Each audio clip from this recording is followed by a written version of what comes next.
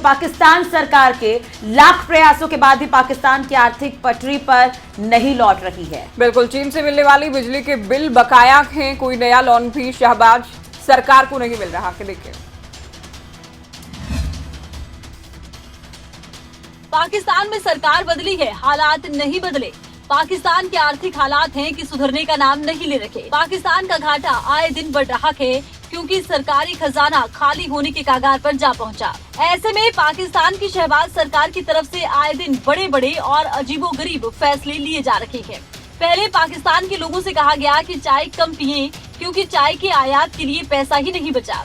तो वहीं पाकिस्तानी सरकार की तरफ से एक और बड़ा फैसला लिया गया।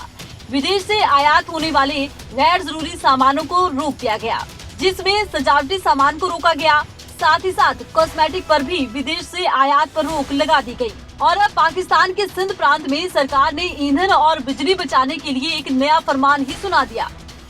दरअसल पाकिस्तान के सबसे बड़े शहर कराची में सभी शॉपिंग मॉल, बाजार, शादी के घर और रेस्टोरेंट को जल्द से जल्द बंद करने का निर्णय लिया गया है।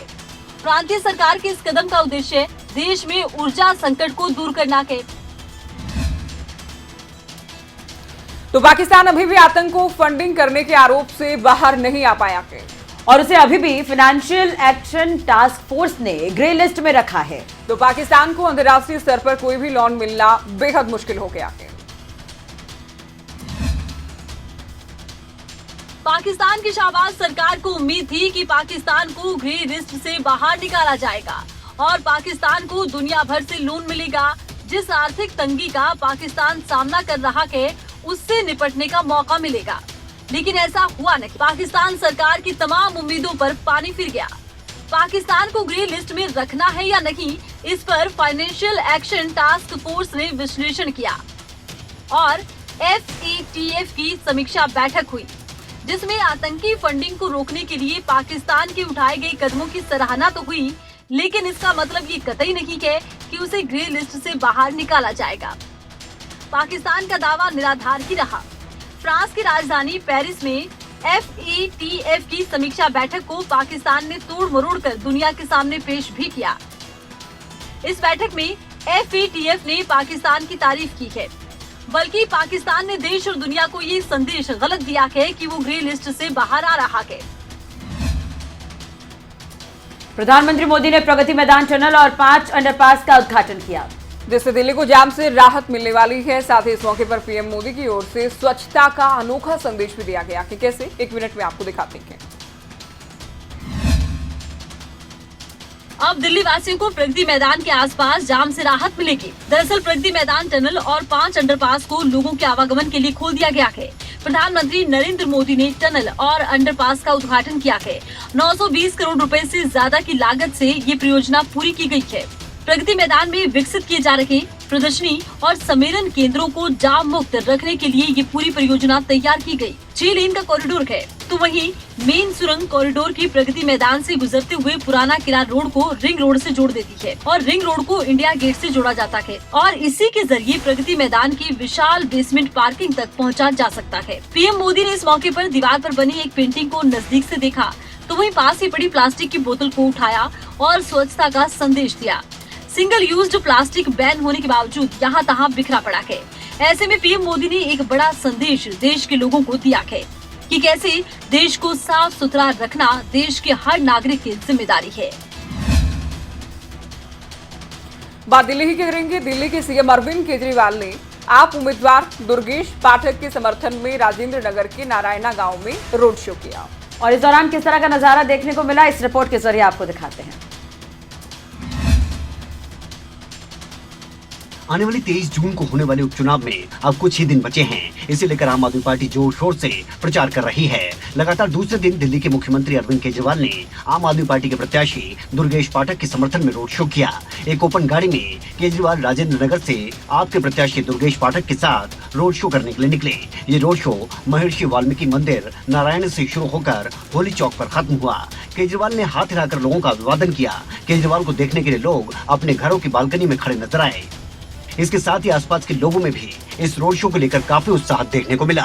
भीड़ में मौजूद एक शख्स ने कहा कि यह हुजूम बता रहा है कि भारी बहुमत से आम आदमी पार्टी जीतने वाली है। साथ ही लोग दिल्ली मॉडल की तारीफ करते हुए नजर आए और इस उपचुनाव में इसीलिए आम आदमी पार्टी का साथ देने की बात भी करते नजर आए।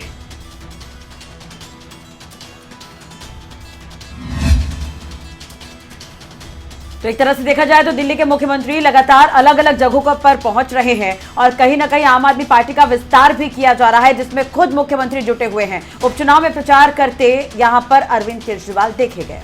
अब बात करेंगे असम की, जहां प्री मानसून की बरसात में कहर बरपा दिया है। अभी मानसून बाकी है, ऐसे में आने वाले दिनों में हालात और बिगड़ने के आसार नजर आ रहे हैं। देखिए रिपोर्ट। असम में बाढ़ के हालात हैं और लगातार स्थिति बिगड़ती जा रही है। असम के कुल 32 जिलों में तकरीबन 31 लाख लोग पूरी तरह से प्रभावित हुए हैं। वहीं अभी तक मरने वालों का आंकड़ा 25 बताया जाता है। कई लोग लापता भी बताए जा रहे हैं। वहीं बिगड़ते हालातों के बीच प्रधानमंत्री नरेंद्र मोदी ने मुख्यमंत्री हेमंत बिस्वा शर्मा से बातचीत की है और केंद्र सरकार की तरफ से हर संभव मदद दिए जाने का आश्वासन दिया है। दरअसल असम में बाढ़ की स्थिति अब खतरनाक स्तर तक जा पहुंची है। राज्य में साल बाढ़ और भूस्खलन में मरने वालों का आंकड़ा लगातार बढ़ रहा है। वहीं प्रशासन के सामने बड़ी चुनौती है कि ऐसी जगहें जहां पर पानी भरने की स्थिति बनती नजर आ रही है, उन्हें खाली करवाना है, लेकिन लोग अपने घरों को छोड़ने के लिए तैयार नहीं है। लोगों की तरफ से कहा जा रहा है कि उनके घरों में कीमती सामान है, वो उसे छोड़कर नहीं निकलेंगे। प्रशासन कड़ी मशक्कत कर लाखों लोगों को राहत शिविरों में जाने के लिए तैयार कर रहा है। तो वहीं बाढ़ से प्रभावित लोगों को राहत शिविर में रखने के साथ साथ उनके खाने पीने और रहने की व्यवस्था करना भी राज्य सरकार के लिए एक चुनौती बन गया है। तो असम में लोगों को काफी नुकसान झेलना पड़ रहा है। प्री मानसून में स्थिति ऐसी है तो मानसून में हालात क्या होंगे, ये वाकई डराने वाला है। बिल्कुल, और प्रशासन को इसके लिए व्यवस्था भी पहले से करनी होगी ताकि मानसून के लिए प्रशासन और आम आदमी तैयार हो जाए। वहीं अग्निपथ योजना के खिलाफ लगातार विरोध प्रदर्शन का सिलसिला जारी है और इसी बीच सेना ने साझा प्रेस वार्ता की है। प्रेस वार्ता के दौरान प्रदर्शनकारी छात्रों को चेतावनी भी दी गई है कि अगर किसी छात्र के खिलाफ एफआईआर हुई तो उसे सेना में भर्ती होने का अवसर नहीं मिल सकेगा।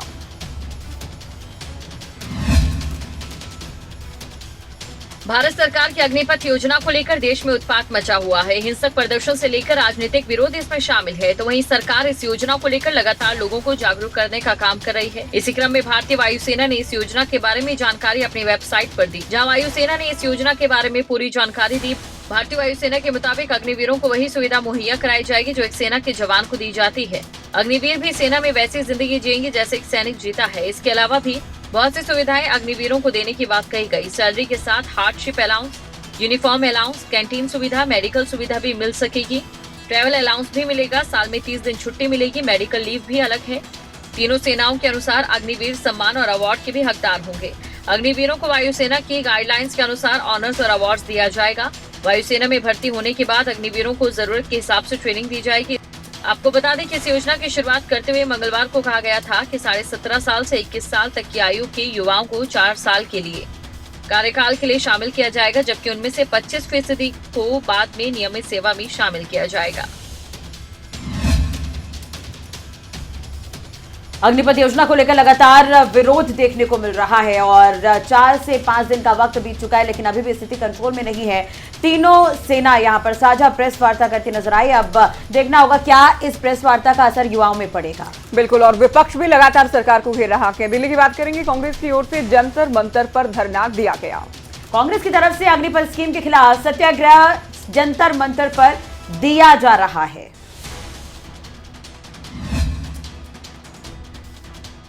अग्निपथ स्कीम के खिलाफ देश भर में जहां युवा सड़कों पर दिखाई दे रहे हैं, वहीं दिल्ली में कांग्रेस की तरफ से जंतर मंतर पर धरना दिया गया। कांग्रेस की तरफ से अग्निपथ स्कीम के खिलाफ सत्याग्रह जंतर मंतर पर दिया जा रहा है, जिसमें कांग्रेस के तमाम वरिष्ठ नेता मौजूद रहे।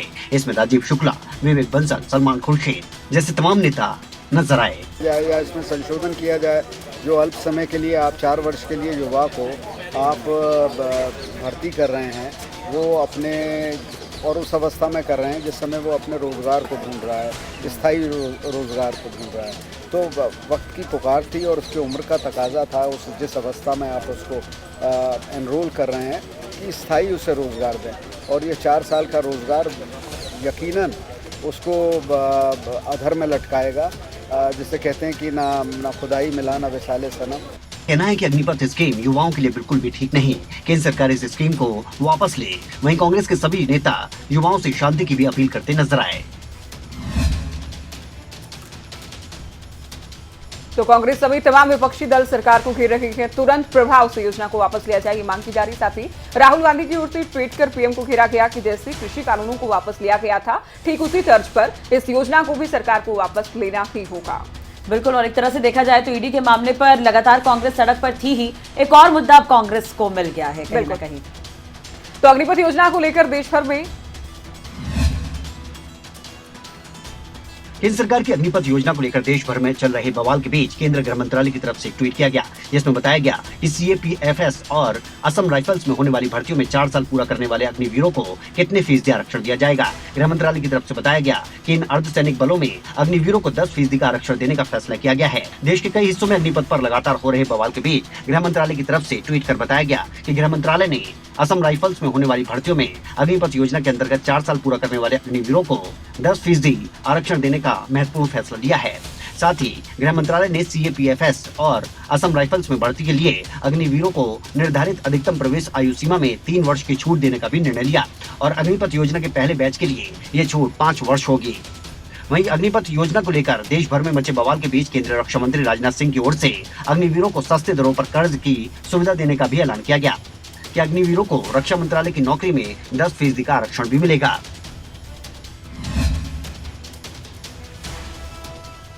तो एक तरह से देखा जाए तो अग्निपथ योजना का लगातार विरोध हो रहा है और इस पर केंद्र सरकार भी विचार कर रही है और इसके फायदे बताने की कोशिश कर रही है। बिल्कुल, तो युवाओं को समझाने का प्रयास भी जारी है। योजना के खिलाफ प्रदर्शन को लेकर उत्तराखंड के मुख्यमंत्री धामी का कहना है कि योजना से रोजगार मिलेगा और साथ ही युवा प्रदर्शन ना करे, अपने भविष्य के बारे में सोचे, ये मुख्यमंत्री ने कहा।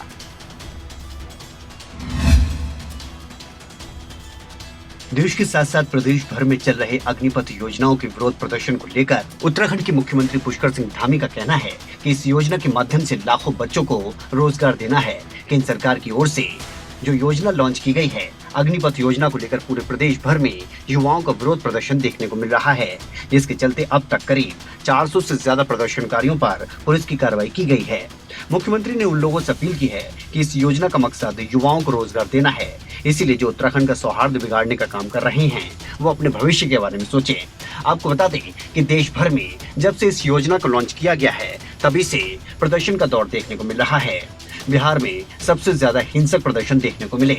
इसके बाद अगर बात करें तो तेलंगाना में भी कुछ ऐसा ही देखने को मिला, जहां सिकंदराबाद में ट्रेनों को आग के हवाले कर दिया गया था। बिहार से होते हुए हिंसा की आग यूपी और उत्तराखंड की तरफ भी बढ़ी। हालांकि उत्तराखंड में ये गनीमत है कि अब तक इस तरह का हिंसक प्रदर्शन कोई देखने को नहीं मिला। तो सरकार योजना को बेहद फायदेमंद युवाओं के लिए बता रही है, साथ ही समझाने का प्रयास भी जारी है, लेकिन अधिकतर युवा हिंसक हो चुके हैं। तोड़फोड़ की तस्वीरें लगातार सामने आ रही हैं। ट्रेन को आग के हवाले किया जा रहा है, साथ ही बसों को आग के हवाले किया जा रहा है। ऐसे में देखना ये है कि क्या सरकार बैकफुट पर आती है या फिर युवाओं को मना लिया जाता है। बिल्कुल, इधर हरियाणा के गृह मंत्री अनिल विज ने देश में बीजेपी को छोड़ अन्य सभी राजनीतिक पार्टियों को गैंग या कुनबा होना बताया है। अनिल विज ने अग्निपथ योजना को लेकर बात की और कहा कि युवाओं को समझाएंगे।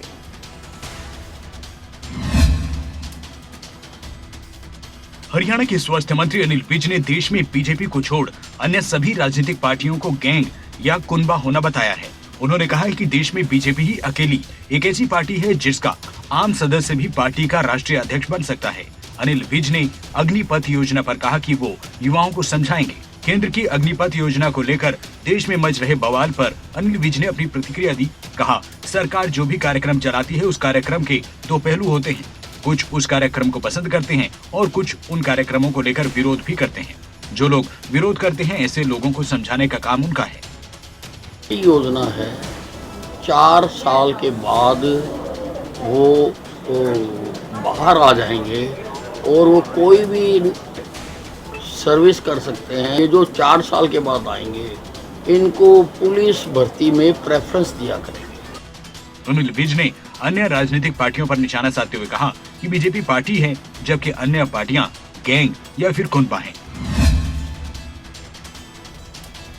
तो अनिल विज ने यहाँ पर बाकी जो विपक्षी पार्टियां हैं उन पर निशाना साधा है। वहीं दूसरी तरफ अग्निपथ योजना को लेकर उन्होंने ये कहा है कि युवाओं को समझाने की कोशिश करेंगे और यही कारण है कि बार बार इसकी उपलब्धियां गिनाने की कोशिश भी केंद्र सरकार की तरफ से और सरकार की तरफ से, बीजेपी की तरफ से की जा रही है। बिल्कुल, अग्निपथ योजना के खिलाफ आक्रोशित युवा सड़कों पर उतर आए हैं और आंदोलन लगातार किया जा रहा है। इसी कड़ी में चरखी दादरी में पंचायत खाप भी युवाओं के आंदोलन के समर्थन में आ चुके हैं। अग्निपथ योजना को लेकर चरखी दादरी में पंचायत खापों के साथ हजारों की संख्या में युवा एकजुट हुए और टीओडी के विरोध में आर पार की लड़ाई के लिए आंदोलन चलाने का फैसला लिया। फोगाट, सांगवान, श्योरान सहित कई खापों के पदाधिकारी युवाओं के समर्थन में आए और युवाओं के भविष्य के साथ खिलवाड़ न करने का अल्टीमेटम दिया। तो वहीं खापों की अगुवाई में युवाओं ने शहर में विरोध प्रदर्शन करते हुए जुलूस निकाला और सीटीएम नरेंद्र कुमार को राष्ट्रपति के नाम ज्ञापन सौंपा। साथ ही फैसला लिया गया कि 20 जून को दिल्ली के जंतर मंतर पर देश भर के युवा एकजुट होकर आंदोलन करेंगे। इस दौरान युवाओं ने शांतिपूर्ण आंदोलन करने का संकल्प लिया। साथ ही साफ किया कि किसान आंदोलन की तर्ज पर अग्निपथ योजना के विरोध में आंदोलन चलाया जाएगा। भर्ती क्रिया उसको शुरू करवाने के विरोध में प्रदर्शन किया जा रहा है। इस मोदी सरकार ने जो हमारे ऊपर काले कानून लगाए हैं ना, जो हमारे पहले जो भर्ती प्रक्रिया थी उसमें हमारा टेस्ट हो चुका है और हमारे फिजिकल हो चुके हैं, न तो हमारी लिस्ट लगाई जा रही है और नहीं हमारे टेस्ट लिए जा रहे हैं। तो उनसे अनुरोध है कि टेस्ट भी लिए जाएं और ये पुरानी भर्ती क्रिया लागू की जाए। तो अग्निपथ योजना को लेकर काफी बड़ी संख्या में युवा तो हैं ही सड़कों पर, साथ ही जन समर्थन भी मिल रहा है। खाप पंचायतें भी युवाओं के साथ आ गई है। इधर बद्दी की बात करते हैं, जहां पर आयोजित सुशासन हिमाचल का महाक्विज जो मुख्यमंत्री जयराम ठाकुर ने वर्चुअल माध्यम से संबोधित किया। महाक्विज के आयोजन पर खुशी, सुशासन हिमाचल का महाक्विज जीता गया उनकी ओर से।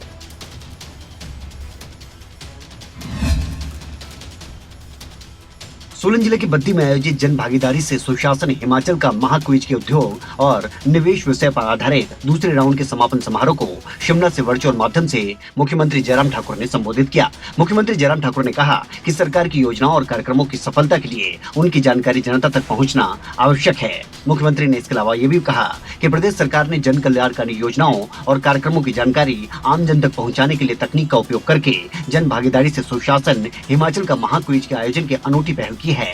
इसके अंतर्गत हिमाचल प्रदेश में पहली बार केंद्र और प्रदेश सरकार की योजनाओं पर आधारित ऑनलाइन प्रतियोगिता आयोजित की जा रही है। सीएम जयराम ठाकुर ने कहा कि महाक्विज में प्रतिभागी भारी संख्या में अपनी भागीदारी सुनिश्चित कर रहे हैं। अभी तक इसमें लगभग 40,000 प्रतिभागी हिस्सा ले चुके हैं। पहले राउंड में 23,467, दूसरे राउंड में 14,407 और तीसरे राउंड में 14,000 से ज्यादा प्रतिभागियों ने इस महाक्विज में हिस्सा लिया।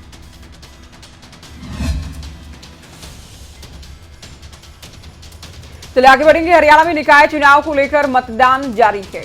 वहीं नारायणगढ़ की अगर बात करें तो मतदाताओं में काफी उत्साह यहां पर देखने को मिल रहा है।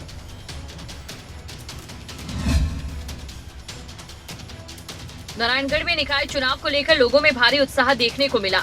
आम वोटर्स के साथ साथ दिव्यांग भी वोट डालने पहुंचे।